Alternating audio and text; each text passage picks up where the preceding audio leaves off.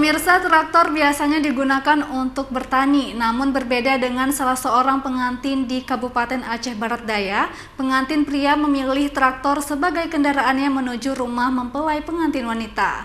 Aksi unik tersebut sempat menggemparkan masyarakat sekitar.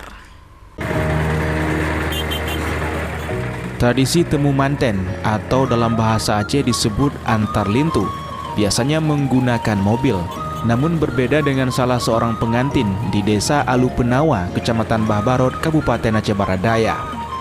Pengantin pria bernama Putra ini nekat menggunakan traktor sebagai kendaraan menuju rumah istrinya di Desa Gelanggang Gajah, Kecamatan Kuala Bate, Kabupaten setempat, yang berjarak 3 km dari rumah pengantin pria. Aksi unik yang terjadi pada Rabu 27 Januari kemarin menggegerkan pengguna jalan dan masyarakat sekitar. Menaiki traktor pada prosesi antar lintu tersebut ternyata nazar dari paman pengantin pria beberapa tahun lalu. Waktu saya mau menikah, ada paman yang mau berhajat pada saya. Kalau saya nikah, berarti saya antar lintunya sama traktor.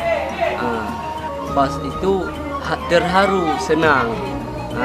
Apalagi semua masyarakat di kampung Alupenawa ikut memeriahkan pergi antar lintu kemarin.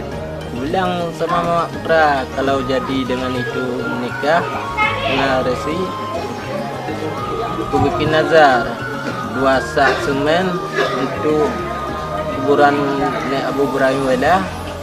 Udah itu aku antar sama traktor. Sama traktor lintu. Tak hanya pada prosesi antar lintu, kedua pengantin juga menggunakan traktor saat tung dara baru atau ngunduh mantu. Dari Kabupaten Aceh Barat Daya, Erdawati Ainus melaporkan.